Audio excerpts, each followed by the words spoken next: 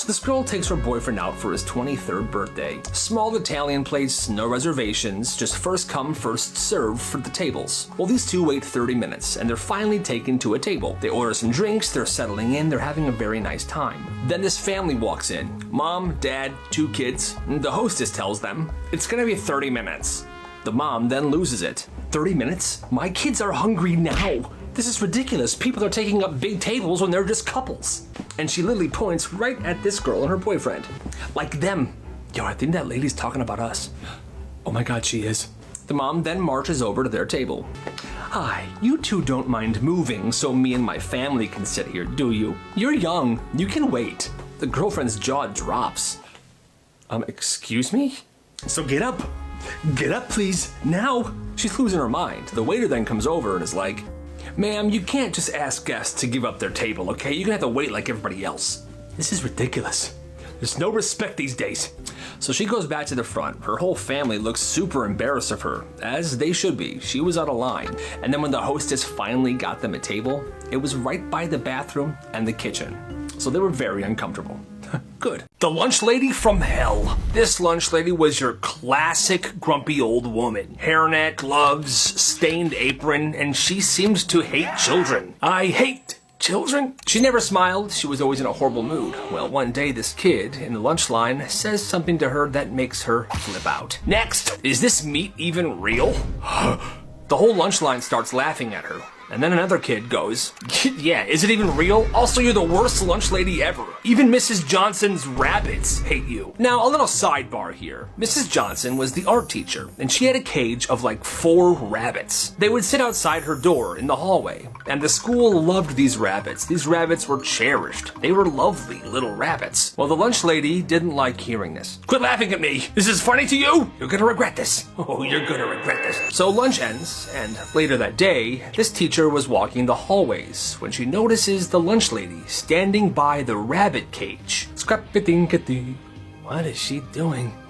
She's wearing her rubber gloves. She has a strange bag, and she's putting the rabbits in this bag. 1 rabbit, 2 rabbits, 3 rabbits, 4. Now I'm gonna throw you all on the floor. Okay, she didn't make that little rhyme, but still, she was putting these rabbits in a bag and she was gonna do something horrible with them. Well, the teacher said, hey, put those down. Security, the lunch lady's taking the rabbits. Security shows up, takes these rabbits and puts them back in the cage. They then drag her to the office and they send her home forever. After that day, the rabbits stayed inside Mrs. Johnson's classroom for safety. I wonder what she was gonna do to the rabbits. That's insane. It was lunchtime. Everyone is sitting on the lunch tables. It's pretty packed. And well, a chain reaction starts. The one where you punch someone in the shoulder and you say, pass it on.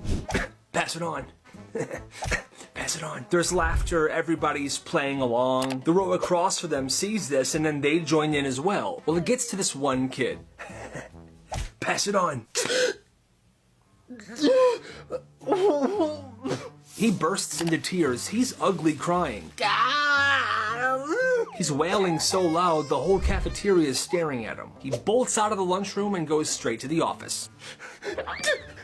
No, you have to do something. He assaulted my son. I promise you we're gonna get to the bottom of this, okay? No, my son was assaulted. We demand expulsion. Cut to the kid being called into the office. Hey. I met with the kid's parents and the school board. I'm giving you a 120-day expulsion. Wait, for real? It was a game. Everybody was playing. Shut your mouth. 120 days. Even some of the kids that were at the table tried to go to the principal's office to explain that, yo, this was actually a harmless game and everybody was playing. That kid is just being a baby. But he didn't listen. And that kid was expelled for 120 days. And here's the worst part. After 120 days, he was allowed to come back. But if he messed up one time by even getting a detention, they would put him on a permanent expulsion. That's kind of messed up. This family thought, chairs make you lazy. So they were forced to always stand when they were eating. Breakfast, standing at the counter. Lunch, standing around the island. Dinner, standing around the table with the entire family. And they were supposed to eat fast. They were trying to be efficient, I guess. Once they were done, they would clean their plates and they would move on. Well, this kid grew up this way and he never questioned it. Why would he? That's how he thought meals worked. Then he's at his friend's house for dinner one night, and he's confused. He's standing there. The dad's like, you can sit down, buddy. What are you doing? Oh, okay. So he sits, and they talk, they laugh, they linger, and they eat their food at their own pace. He's like amazed. You good, bro? Yeah, this is just different. In a good way. He realized that his family was the weird one. Like a lot of these stories, this happens. After dinner, he goes back home and he goes to his room and cries because, what? He's been standing for every single meal, eating as fast as he can, being super stressed out because his parents are crazy. But actually, you can just sit there and enjoy your food and be with people and laugh. For the first time in his life, he was relaxed during a meal, and that meant a lot to him. Now, it's years later, and sometimes when he's stressed, he finds himself standing and eating, but he always tries to breathe, take a seat, and just enjoy those dang potatoes. This woman's daughter begged to learn piano, like for weeks. So finally her mom says, okay, but I'm not buying you a real piano, it's a keyboard. Doesn't matter, it's fine, her daughter's still super hyped. So they go to Target and her mom buys her this keyboard. But there's a catch. Okay, so you want piano lessons, right? Well, here is what we're gonna do. 6 months minimum, no quitting early, and you practice 20 minutes a day. And the kid agrees. At first, it's fine. She's learning songs. She's really enjoying this. Then week 8 hits. She starts not practicing. She starts skipping. One day here, one day there. You know, she's getting more homework, school's stressful, she can't do it all. And her mom reminds her, listen, every day you don't practice, you owe me those minutes. You will make them up. Then comes the school trip. 3 days, 2 nights, her entire grade's going. She's been excited about this for months. And the mom goes, hey, so I know your trip is coming up this weekend, but you've missed 11 practice days on the piano. So before you go, you need to make up 11 hours of piano practice. The kid's like, wait, what? Yeah, if you do not make up the 11 hours, you are not going on that trip. So she has to make up 11 hours of piano practice. But the thing is, the trip is like 4 days away. That's a lot of piano practice. The dad tries to step in. Hey, we already paid for the trip. This is kind of ridiculous, don't you think? Kevin, I am teaching our daughter a lesson. If you don't want to support me on this, then get out. Well, the daughter tries to make up those 11 hours, but with homework and sleep, she can't do it. And her mom forces her to stay home from the trip. That is not okay. This is a super unique school business. So this dude would make end of the year videos, like a video yearbook. And at first, it looked like any end of the year video. Music, selfies, people walking to class, doing finger hearts. But then it would cut to black and the title would pop up. The real yearbook. You see, it turns out this one student had been filming everything all year. Not the school spirit stuff, not the assemblies, not the sports teams. He filmed all the chaos and the shenanigans. The 5-person fight in Spanish class. The time one Hawaiian roll started the biggest food fight in that school's history. Even the teacher's meltdown during second period. You guys are the worst class I've ever had. Screw you. And the edit of the results would be insane. Perfect cuts, super good sound design, transitions, and at the end of the year, he would tell people to report to room 108, which is one of the club rooms. It was after school, and he told people it was $2 to get in. Most people had no clue what this was about, but they paid anyway, and by 3:15, the entire room was packed with people. The lights go off, it's silent. He presses play and the projector goes. The video starts and it's epic. People are laughing, they're cheering, they're losing their minds. It was all the crazy stuff that happened that year in one perfectly edited video. When it was over, somebody said, Yo, bro, that was awesome. Run it back. But he didn't. Instead, he pulled out this Tupperware container that was filled with flash drives. Each flash drive had the file of that video on it. And he sold them for $10 each. Guess what? They sold out and he made absolute bank. He did this exact same thing for a few years after this.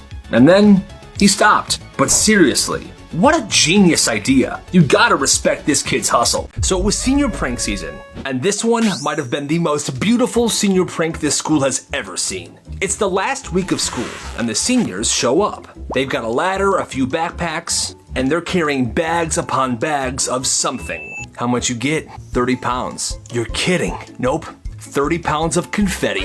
They sneak into the assembly hall where the school organ is. Now the school was about to have an assembly, and for some reason at every single assembly, the music teacher plays the organ. Now it's a giant old organ with these large pipes, and these pipes stretch up to the ceiling.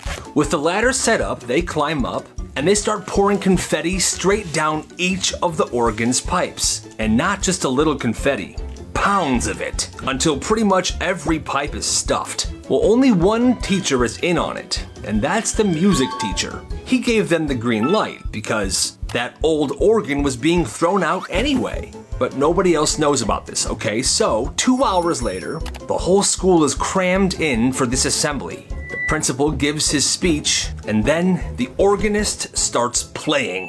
Whoosh! A cloud of confetti blasts into the air like fireworks while this beautiful organ music is playing. With each note, another explosion of confetti goes off. And now it's like a blizzard. Students are cheering, they're trying to catch it. It's beautiful! But the teachers are really confused. Oh my god, what's happening? What's happening? The principal's standing there looking around like the ceiling just collapsed. Meanwhile, the music teacher is just calmly playing the organ while this crazy storm is happening. It's a beautiful sight. By the end, the floor is covered in confetti, the seats are all buried, and the seniors are just looking around like, wow, we did that. And that was it. That organ never played another note, but that prank went down in school history. They plotted this for weeks. For about 2 weeks, this small group of students would take the lunchroom food and shove it in their backpacks to save for later. You know, mashed potatoes, hot dogs, milk cartons, pizza, chicken tenders, you know. They would bring it home and put it in the fridge. They're stockpiling cafeteria food. Then, one night, they broke into the school. They snuck into the principal's office, and one by one, they swapped everything out on her desk. But they were swapping her stuff out with the cafeteria food that they had been saving. They took her stapler and replaced it with a scoop of mashed potatoes. Her landline phone they replaced with 5 hot dogs. They filled her coffee mug with shredded chicken, and they replaced all of her pens with straws. All the leftover food they put on her desk chair. The next morning, the principal stared at this all in disbelief. What in God's name happened in here? And it was as easy as checking the security cameras. Those kids were caught almost immediately, but still, that's actually kind of hilarious.